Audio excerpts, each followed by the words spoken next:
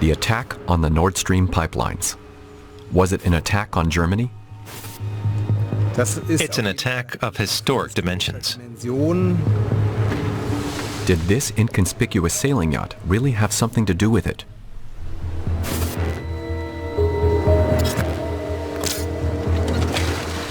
Did deep-sea divers blow up the pipelines? To find out, we even plumbed the depths of the Baltic Sea. We're most certainly being watched. The clues lead us to Ukraine, where we track down suspects. Are you kidding me? It's the kind of attack that could have triggered a wide-ranging war. And it's one of the biggest mysteries of our time. Around the world, people are asking, who could have done this?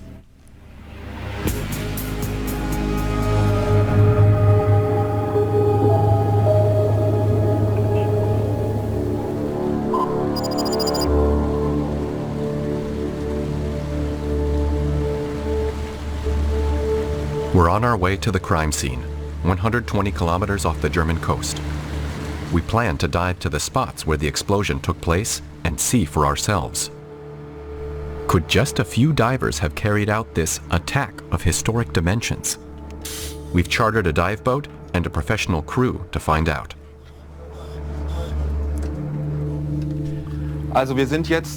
So we're right at the spot where the first attack took place, on Nord Stream 2, southeast of Bornholm. This red arrow is where we are now. If you zoom in here, you can see this dotted line. That's the pipeline. We soon realize that nothing goes unnoticed in the Baltic Sea.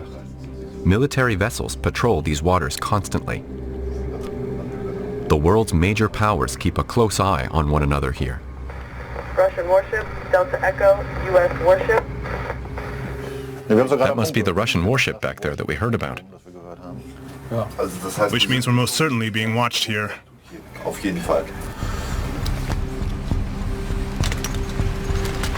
The scene of the crime lies more than 70 meters below the water's surface. That's why we've brought along professional divers, who are specially trained for deep-sea dives. I've been trying to convince myself it's just a normal dive, but I haven't quite succeeded. Each diver is carrying around 100 kilos worth of equipment. For deep-sea dives, they need a special gas mixture composed of oxygen, helium, and nitrogen. A year after the attacks, German investigators' most promising theory sounds incredible. This spectacular act of sabotage was carried out with the help of a sailboat? In Germany, the investigations are top secret. At first, not even a dozen officials were briefed on the details of the investigation. Still, we, a team from ARD, Süddeutsche and Die Zeit newspapers, along with international partners, managed to find a few answers.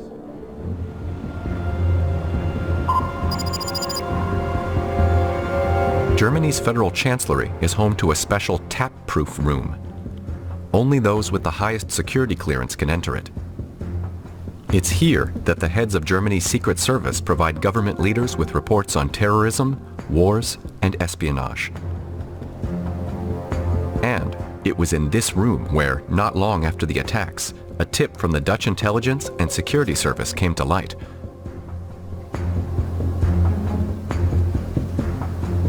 It claimed that a special forces commando from Ukraine blew up the pipelines, and that the bombers had used a boat which had departed from Germany's Baltic Sea coast. The search began.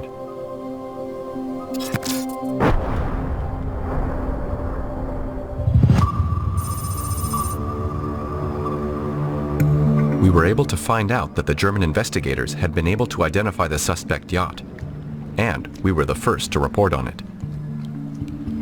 And here it is, the Andromeda. The vessel is the German investigators' hottest lead to date. A good 15 meters in length, the yacht sleeps 10 in 5 cabins. But what connects the boat to the Nord Stream blasts? Investigators say traces of the same explosive secured at the crime scene were found inside the Andromeda. Here's their reconstruction of events. On September 6, 2022, a group of 6 people are thought to have kicked off the operation in Rostock. Eyewitnesses report seeing a white van arrive at the city's Hohe Dune marina. There, the crew boarded a yacht and set sail.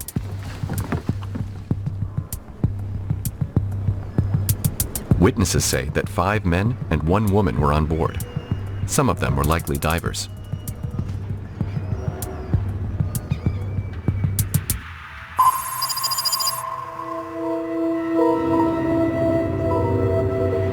An den Ostsee-Pipelines Nord Stream 1 und 2 sind mehrere Lecks entdeckt worden, aus denen Gas ins Meer strömt.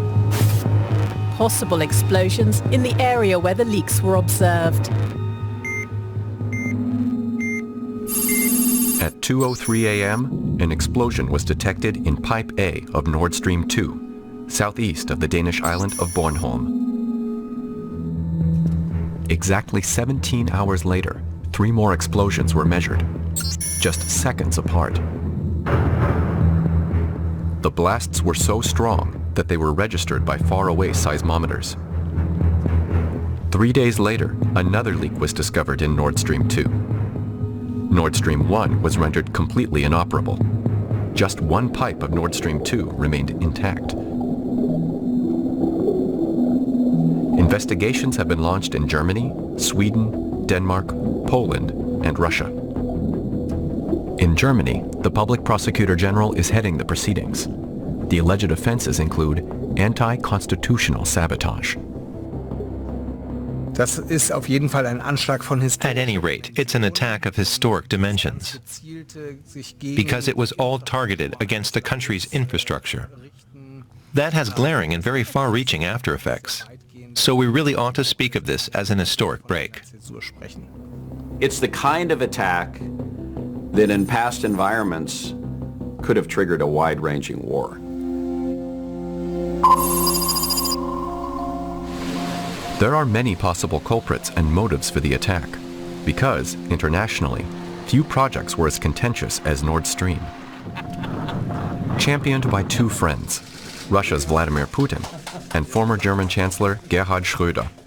We need this gas, and it's the most economical way to get it. And everyone who deals with energy policy knows that. This cheap gas flowed directly from Vyborg, Russia, to Lubmin in Germany, a distance of over 1,200 kilometers. The pipeline right through the Baltic was a kick in the teeth for Eastern European countries who'd long earned good money from the pipelines running through their territories. Ukraine was skeptical right from the start, as it foresaw exactly what in fact would happen, namely this bypassing of Ukraine and other countries like Poland, which also saw the risks, and because they themselves had pipeline systems which supplied gas to Western Europe. Time and again, the U.S. also criticized the Nord Stream project. Nord Stream 2 would simply give Russia an opportunity to put more of a stranglehold on Ukraine and Ukraine's economy during this time of tension. And so we were very much against it for geopolitical purposes. Shortly before Russia invaded Ukraine, U.S. President Joe Biden threatened to put a stop to the pipeline. If Russia invades, that means tanks or troops crossing the border of Ukraine again. Then there will be no longer a Nord Stream 2. We will bring an end to it. Following the attacks, this highly politicized environment led to the proliferation of various theories. A prominent one comes from Seymour Hersh: how America took out the Nord Stream pipeline. The famous U.S. journalist says he's uncovered evidence that the U.S. did it. U.S. Navy divers planted the explosives under the cover of a NATO exercise, Hersh claims. His theory has found a ready audience. Some believe the U.S. is capable of anything. But most experts doubt the credibility of Hirsch's claims. They note his story is based on just one anonymous source, and that some of the details are provably false.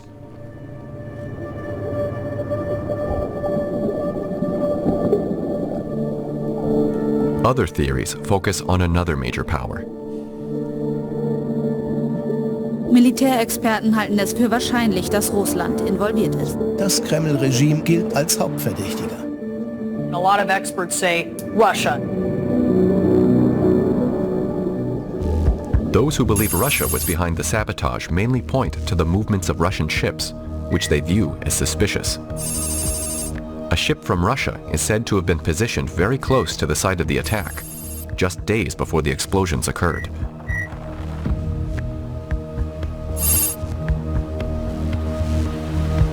But is that enough to presume that Russia also planted the explosives, possibly even employing mini-submarines? German investigators also analyzed satellite images to see if there's anything behind these suspicions. But to date, they say they've seen no proof the attack was carried out by Russian ships. So far, the Federal Public Prosecutor General has only reported on its investigation behind closed doors. But we obtained a protocol of the meeting. That government-controlled perpetrators from Russia could be responsible. In short, some military ships were sighted. Of course, we're also following these leads, but so far we have no concrete evidence, nor any other proof or confirmation.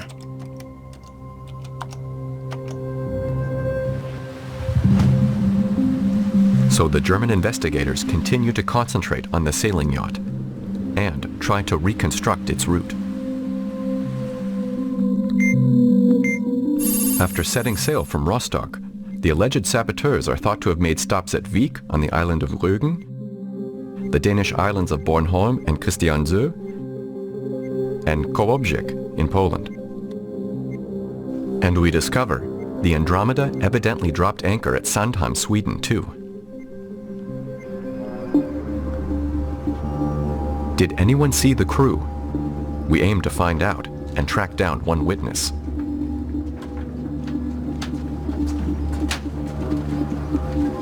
This German yachtsman says he met the Andromeda's crew. There were two men standing there with short hair, military I'd say, really short like buzz cuts, and a woman in the background, a brunette. I saw 6 people in total, but they were partly below deck. Their age? Much younger than I am, 40 or so. Nobody was really young. Then, in Sandhamn harbor, Thorsten Bruns observed something that quickly needed attention. A third boat needed help docking. But the alleged bombers did nothing. They made no effort whatsoever to help. A yachtsman who sees something like that gets off his boat and helps. But they didn't do that. They just stood on the boat and watched. After that, I approached them and tried to explain that that's not what you do. How did they react? One translated for the other into an Eastern European language I didn't understand.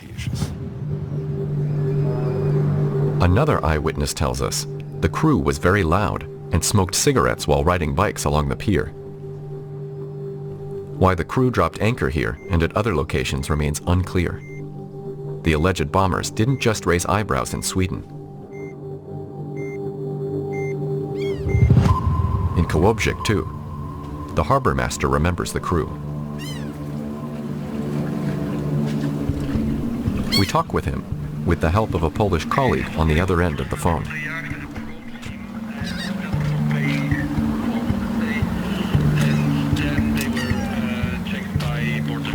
Okay. It stood right there. It was the third yacht from the front. Do you remember how long it was there? They arrived in the afternoon, and the next morning they cast off again. The flag was German, but the accents were Eastern European. That's what caught my attention, and why I called the border guards. The Polish Public Prosecutor's Office confirmed to us that the Andromeda was here and that its crew was checked out.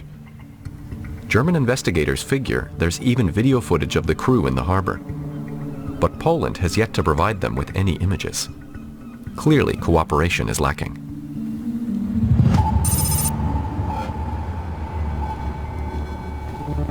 We meet with the Polish Security of State responsible for coordinating the country's security and intelligence services. He suspects the Russians are behind the attacks and isn't convinced by Germany's findings.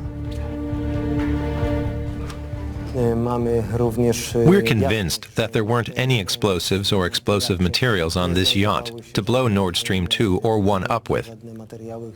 That means this operation, this unit, had nothing to do with those incidents. As far as I know, they were just people who wanted to enjoy themselves. This trip had a purely touristic character. There was no one on it who had even the slightest military or sabotage-related training. How credible is it that the Andromeda was chartered by ordinary tourists? Because fake passports were clearly used to rent the yacht. We know that a Romanian and a Bulgarian passport were presented.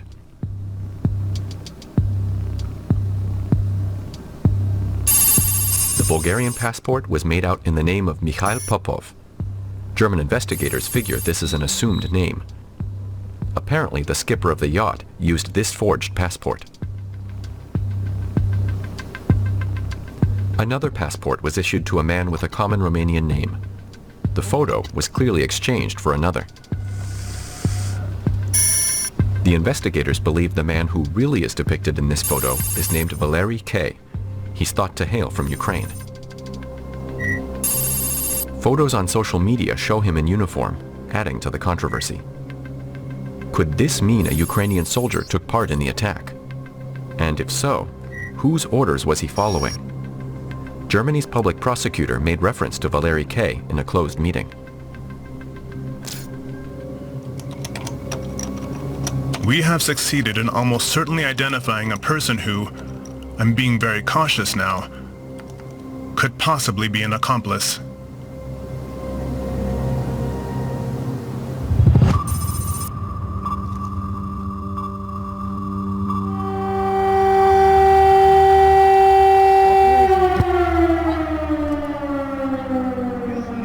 A journey into a country at war.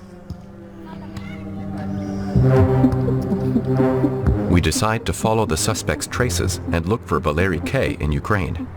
To ask him, did you have anything to do with the attacks on the Nord Stream pipelines? We found several addresses for Valery K., so we're not sure whether he actually lives here.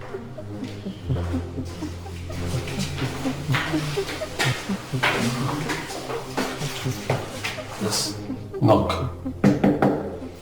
We suspect that his apartment lies on the other side of this door, but it remains closed. So we ask the neighbor. Hi, can I show you a photo? Do you know him? No, never seen him. He doesn't live here? No, different folks do. Bye-bye.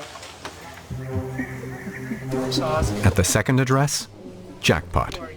Valery K.'s grandmother suddenly shows up. You've not seen him in a while? Not for a while. When was the last time? How long ago? Probably a year? He's in the defense. He's serving now? Yes. And you don't talk to him?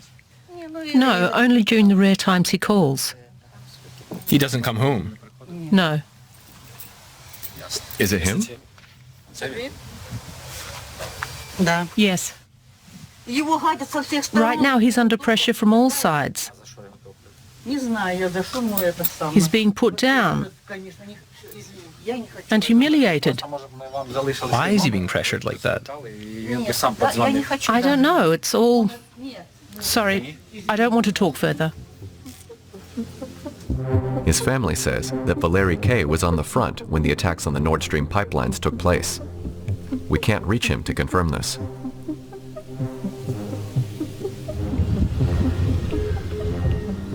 We've seen no evidence that Valery K. was ever in Germany at all. Never mind on the yacht. And evidently no traces of his DNA were found on board. Yet, his passport photo was used to rent the Andromeda. In the meantime, Valery K. is said to have protested his innocence to his family.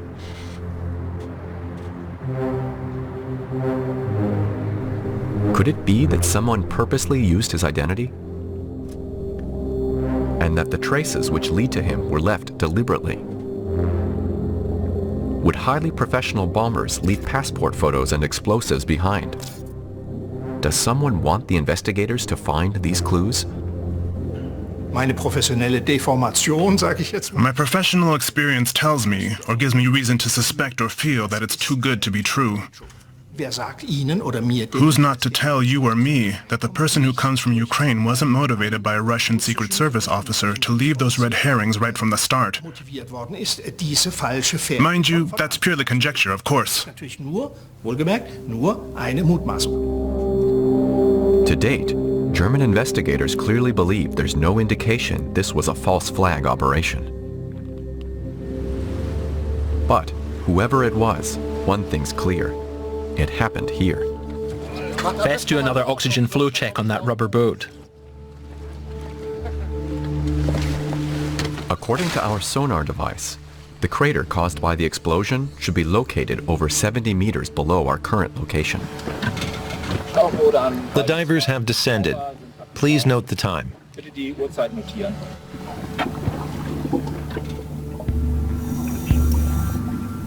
The divers can spend a maximum of 40 minutes on the seafloor. That's because, to equalize the pressure, they need hours to resurface.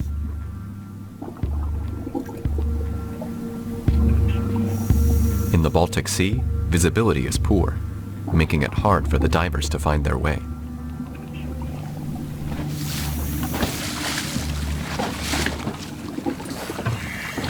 The good news is we're back. The bad news is here there's no pipeline we can reach. They can do just one dive per day. Any more could prove life-threatening. The next day, the divers set off again from a different location, but with the same goal, to find the shattered pipeline.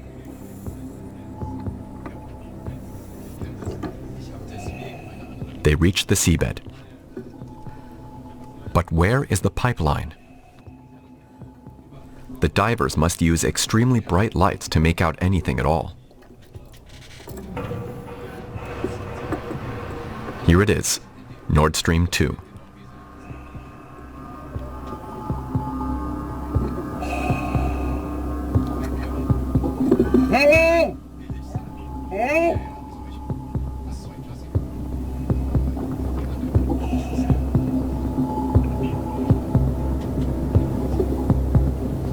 But where's the leak?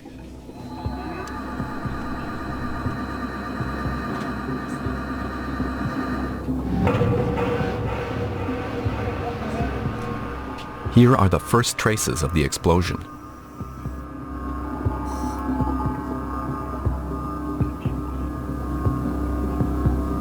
Steel and concrete were simply ripped apart, and the pipe burst.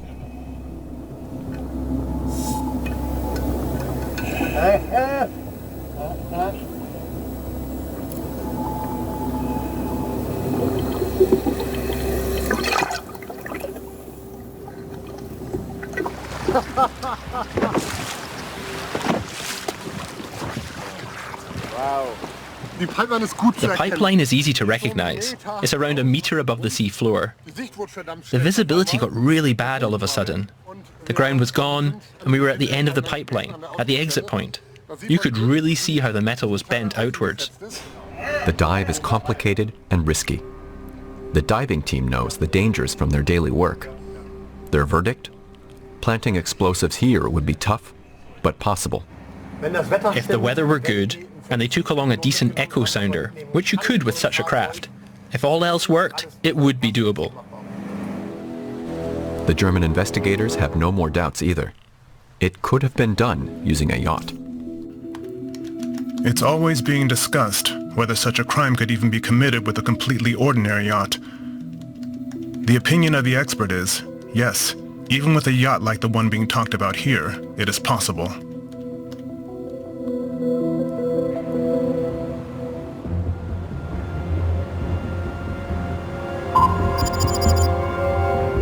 At the German Federal Chancellery, the Criminal Police Office, the BKA, presents its latest findings about the Nord Stream blasts and the yacht. For investigators, the explosives used were especially significant. An analysis determined HMX, also known as octogen, was employed. It's an explosive used almost exclusively in military applications. Could this help identify the culprits? Octogen isn't an explosive you can just produce at home in your garage. The explosives typically used in terrorist attacks are ones that can be made from common chemicals. Yet octogen is a relatively complex synthesis. That means the terrorists who blew up the pipeline must have sourced it from somewhere. Now pieces of the mangled pipeline lie spread over hundreds of meters on the sea floor. The magnitude of the devastation raised doubts in the press as to whether an ordinary sailing yacht could have wreaked such havoc. Wie sollen von dieser kleinen Nussschale aus 4 massive Lecks in die Pipeline gesprengt worden sein? Eine riesige Menge Sprengstoff, Material für Tauchgänge und Montage. Passt all das wirklich aufs Schiff? We're talking about hundreds upon hundreds of pounds of explosives that were alleged to have been used in this operation. But is that true? Were masses of explosives needed? The natural gas was being pushed through the pipelines at pressures of over 100 bar. Researchers have analyzed data which shows that even a small hole would be enough to burst the pipes. We've been modeling then, both my colleagues in Germany and in California, how much would we actually need of the explosion to produce what we're seeing in the data. We are saying now that you definitely need less than 50 kilos of explosives to produce the pattern that we're observing. It's also findings like these that have led the yacht Andromeda to remain the German investigators' hottest lead.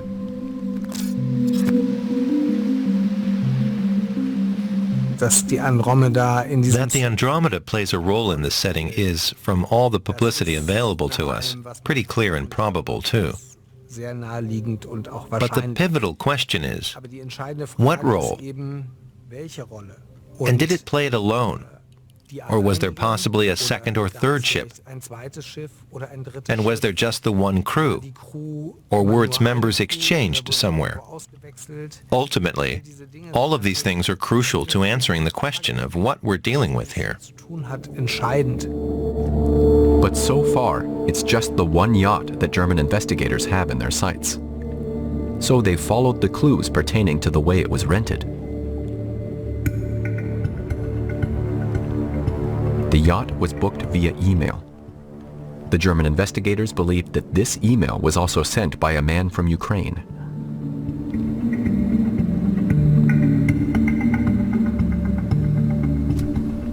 His name is known to us, but here we'll call him Maxime B. He's thought to work for a company that also receives contracts from the Ukrainian government. Maxime B appears to organize maritime services. We were able to reach him via phone. Hello. Did you rent a boat called the Andromeda in Rostock, Germany? Sorry, when was that? In September of last year. I don't remember that. But that yacht was used in the attack on the Nord Stream pipeline in the Baltic Sea. Oh, wow. And the boat was used for that during the time you'd rented it. I really can't recall doing something like that. Our firm doesn't work with boats that are motorless and under 100 meters long. And we don't work in Western Europe at all. Should we believe him? At any rate, the investigators believe this man played a role.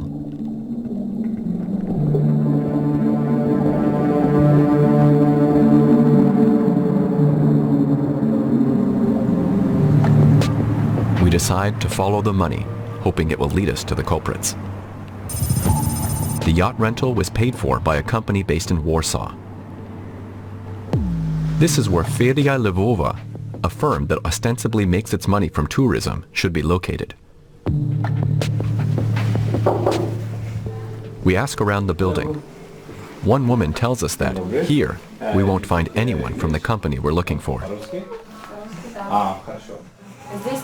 Only the company's legal mailing address is here, that's all. So just a mailbox? Right. Only their mail comes here. So, it's a shell company. Our questions to them went unanswered. Officially, the firm is headed by 2 women. But, according to our research, they're likely just acting as fronts. We find evidence of a man who's possibly behind the company. His name? Rustem A. He's Ukrainian and does business with the Ukrainian government. Is he really the head of the company that rented the Andromeda?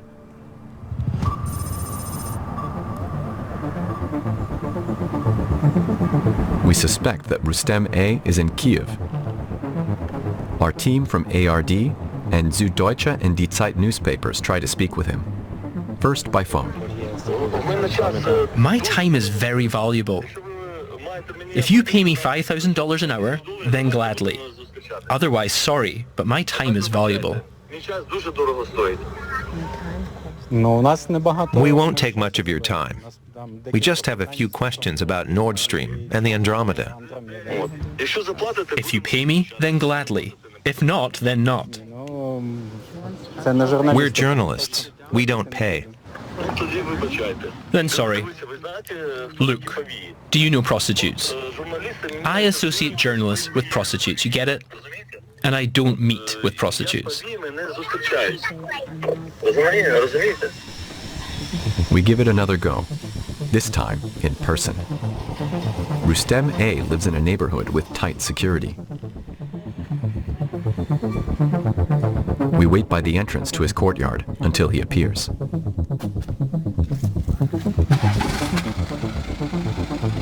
Hi, can I have 5 minutes of your time? Are you kidding me?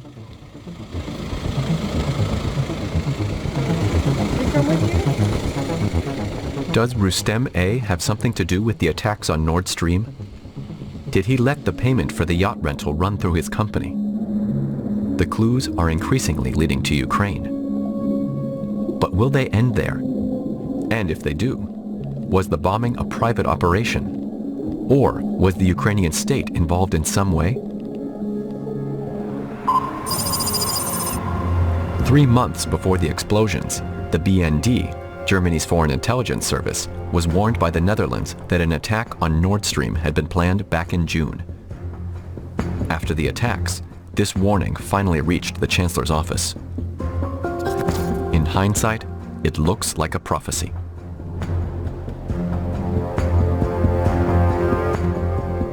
The warning mentioned a boat and fake passports, and that General Valery Zaluzhny, Commander-in-Chief of Ukraine's armed forces, was said to be involved.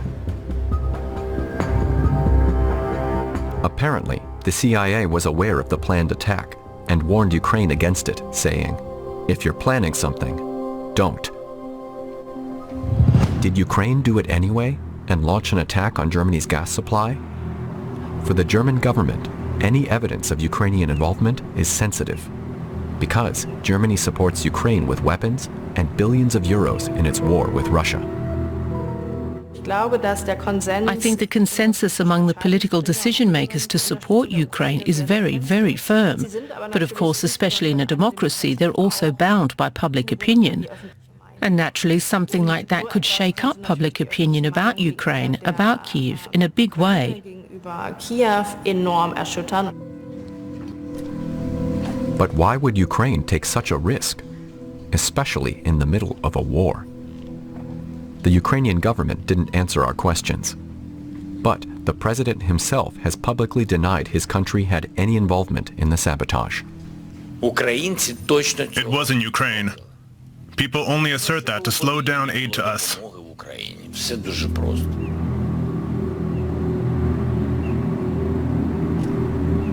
The German government won't comment on potential culprits. The Vice-Chancellor says everything is still too vague.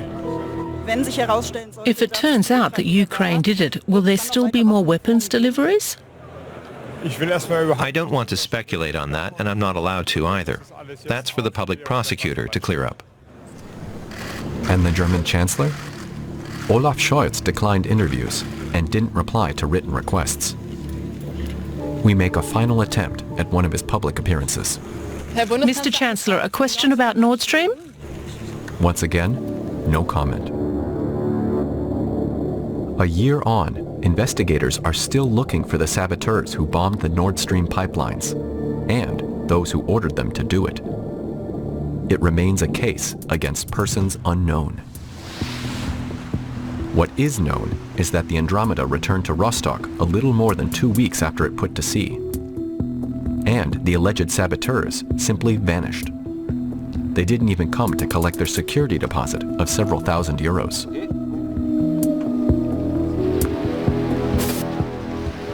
There are clues which point to people from Ukraine. Yet, it remains far from clear who set sail on the Andromeda in September 2022, and what really happened on board and on the seafloor. Many countries and individuals had a motive to blow up the Nord Stream pipelines. But the search continues.